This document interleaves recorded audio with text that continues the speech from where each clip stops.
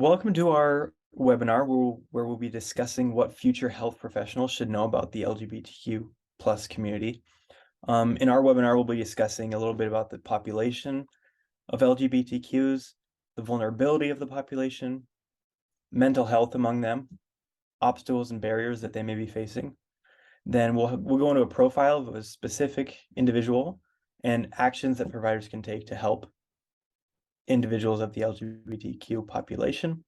We'll discuss some successes with the population, some organizations that assist in helping this population, and we'll finish it off with some questions and answers from the audience, as well as a little quiz to test your knowledge. So my name is Brian. I'll be your moderator for this presentation, and then we have a few of our experts, Ellis, Lucy, and Camden, who we'll hear from throughout the presentation. So we sent out a little poll to kind of gauge your knowledge on the LGBTQ population. Some of the questions we asked were, what percentage of US adults identify as LGBTQ? And the answer was 7.1%. We asked, how many people do you know who are part of the LGBTQ population? And the answer, or the most common answer that we got from our audience, was 4+, which is good that we're seeing a good interaction with this population. And the final question that we asked was that LGBTQ individuals are blank times more likely to experience mental illness compared to heterosexual individuals. And the answer was 2.5 times more likely. To go into a little description of the population, in the United States, there are more than 20 million LGBTQ individuals. And within the past 10 years, the percentage of the US population of adults has more than doubled from 3.5% to 7.1%. And through many research and our studies, we have found that younger generations are more likely to be a part of this community than older generations. And just to kind of put that into perspective, 1 in 5 or 21% of Gen Z adults identify as LGBTQ, where millennials, there are 10.5% that identify, and Gen X, 4.2%, and then baby boomers, less than 3%. All right, next we're going to turn the time over to Ellis to be able to go and talk about the vulnerability of this population. Perfect. Thank you, Brian. Yeah, so LGBTQ plus individuals are indeed a vulnerable population. Due to stigma, discrimination, and prejudice, their community is at a higher risk of experiencing negative outcomes like the following listed: violence and threats of violence, discrimination in healthcare, education, employment opportunity. They are more likely to be sex trafficked. And just like we learned from those polls earlier with Brian, there is a much higher risk for mental health disorders.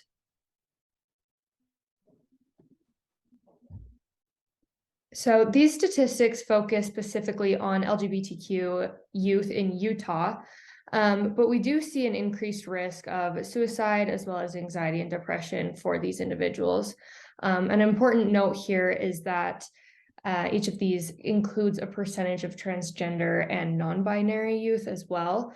So sadly, we see that 50% of this population in Utah have seriously considered suicide in the past year, and 17% have actually attempted suicide.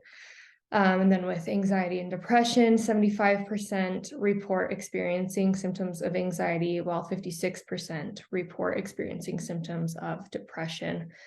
And there are many things we can attribute to these negative mental health outcomes in this community, but the main ones are stigmatization, social stress, peer victimization, family rejection that can often lead to homelessness, childhood physical and sexual abuse, substance use as a coping mechanism, interpersonal violence, and, as always, systemic oppression. So now we will watch a portion of a video that just highlights some real experiences of obstacles and barriers that LGBTQ plus people can face in healthcare. I was received my positive diagnosis for HIV. I sought the services of a clinic in Melbourne. Basically, the assumption was made that I was just looking for a good night, and basically made the choice of having unprotected sex when actually the case was I was sexually assaulted. And that's how I contracted HIV. When I came out, I had a lot of issues with my family and them accepting that, which led to a few years being estranged with my mother in particular. And to rebuild that relationship, we had a few mediated sessions with a therapist. And those sessions became about how I'd left my mother in the dark and how I'd done wrong by her. I ended up in a adult psychiatric ward where the doctors all refused to acknowledge me as trans and used the wrong pronouns, like deliberately. I've never had a good experience in healthcare.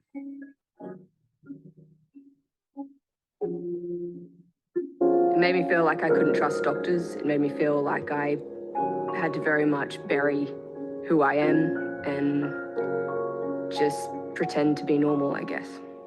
This experience made me feel really vulnerable and not safe in my vulnerability. Yeah. This experience made me feel dehumanized. It made me feel like I wasn't worth as much as other patients. So as we can see here, LGBTQ plus individuals unfortunately face obstacles and adverse experiences in healthcare that others may never face who are heterosexual or cisgender. Great, thank you, Alice. Now we're gonna give the mic to Lucy, and she's gonna talk about a specific individual and just kind of give a profile on her and her experience. All right, everybody. Today we are going to meet Piper. And Piper, just like you, she is a student. Like you, she struggles with things like school, work, relationships, and everything in between.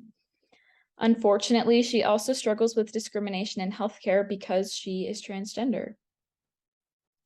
Here are a couple of negative things that she's experienced. Her provider does not use her preferred pronouns, which are she, her. Because she lives in Utah, puberty blockers and gender-affirming surgeries are now banned, which make her feel trapped in her own body. And third, her provider's office often dead names her, which means addressing her by a name that she no longer uses.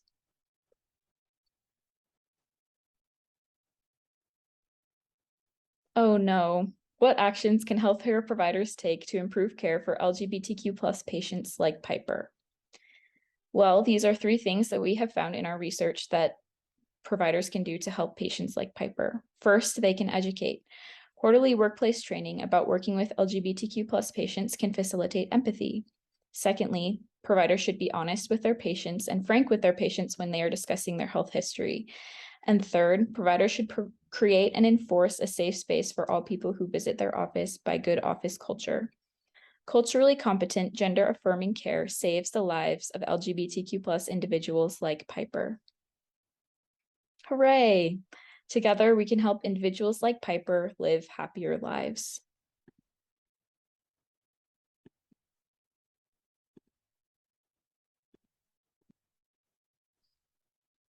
All right, thank you, Lucy.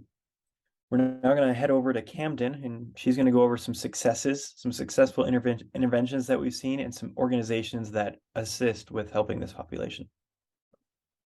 Thank you, Brian, for this time to discuss the successes that have come about in organizations that have been created to help the LGBTQ plus community. First, I want to talk about the successes we have seen over the years. If we look at the diagram on the right, it shows us that about less than 50% of you stated that they feel safe in their communities, such as their homes or schools. And having a program or community that gives them the security is vital to their success, health, and safety. This is why one of the most successful interventions have been hotlines, chat centers, and easier access to trained counselors. The reason is because LGBTQ plus community usually deal with higher rates of anxiety, depression, suicidal ideation, disordered eating, and substance abuse. A lot of times that these interventions are able to provide spaces that they feel safe and heard. Another option is the healthcare professionals at advancing LGBTQ plus equality. This is a specific organization that helps work towards creating more health equity options for this community. On the bottom, we can look at a lot of organizations that I have found. Some are specific to Utah and some are worldwide. The first one is Equality Utah. This is the state's largest LGBTQ plus civil rights organization. They have helped create more opportunities in Utah for these individuals than any other organization. The second one that we see is Encircle LGBTQ plus Family and Youth Resource Center. This is specifically aimed towards families and youth. And the last is the Trevor Project, which is a worldwide organization that provides programs, therapists, and support in areas all over the world.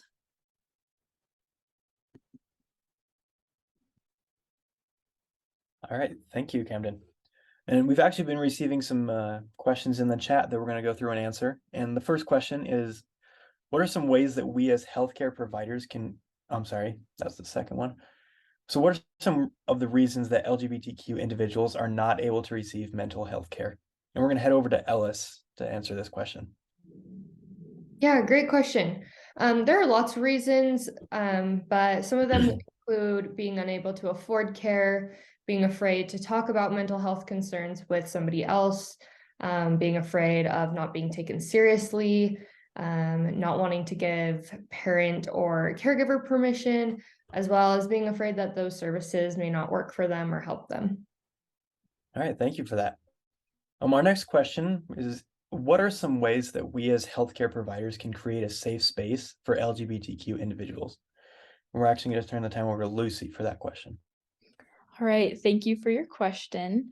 So research has shown that providers who participate in experiential learning interventions and educational interventions help create safe spaces for LGBTQ plus patients. There are also some structural barriers in place that can be reduced to help create safe spaces for LGBTQ plus patients. For example, hospitals and clinics can provide all gender or single person restrooms, both in the waiting area and patient care areas of their facilities.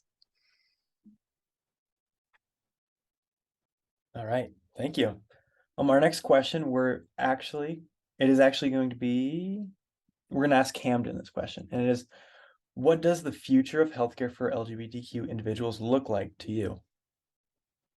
This is a great question because there are so many ways that we can advance healthcare for LGBTQ plus individuals in the future. Like I said in our slide about the successes in organizations, having safe spaces for every individual to feel heard and understood is our hope for the future. This includes more education for ourselves and increased training in the workplace so that everyone is on the same page. One of my favorite organizations that I mentioned earlier has been working hard to create these safe spaces for the future, and their name is the GLMA. They're the Healthcare Professionals Advancing LGBTQ Equality. This is the world's largest and oldest association of LGBTQ healthcare professionals that strive for health equity among this community. Some of their accomplishments include healthcare reform, hospital discrimination, marriage equality, HIV discrimination, patient education and referrals, and so much more. We can look to them as an example of what we need more of in the future. Thank you. All right, finally, we have a little quiz. You can pause it, answer the questions, and we do have the answers that will come up right now.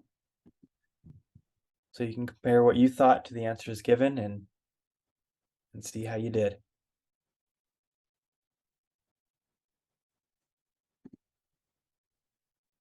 Finally, we'd like to thank you for joining our webinar and coming and learning about this population. We hope that we've been able to have a positive impact on you and hope that you can apply what you've learned to future interactions with members of the LGBTQ population, not only in healthcare, but in your everyday life.